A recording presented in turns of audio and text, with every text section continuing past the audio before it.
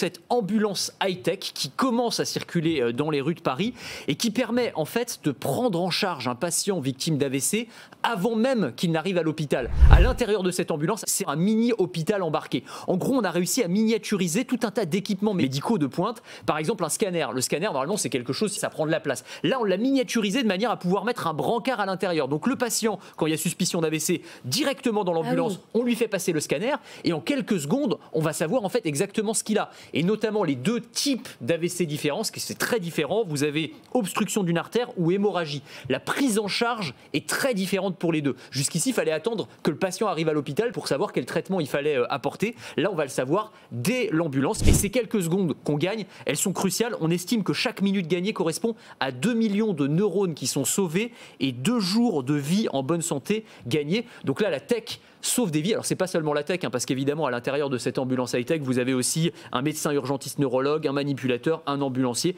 Donc, c'est une mini-unité hospitalière embarquée dans l'ambulance. En fait, là, c'est un test qui est réalisé par l'AP-HP et le groupe hospitalier Paris Psychiatrie pour prouver que le retour sur investissement, c'est terrible de parler comme ça dans le domaine de la santé, mais c'est quand même une réalité, est valable. C'est-à-dire que pour 1 million d'euros, c'est le coût d'une ambulance comme celle-ci, eh bien, vous pouvez, il faut le prouver en tout cas, eh bien, limiter les risques de handicap à long terme sur tant de patients.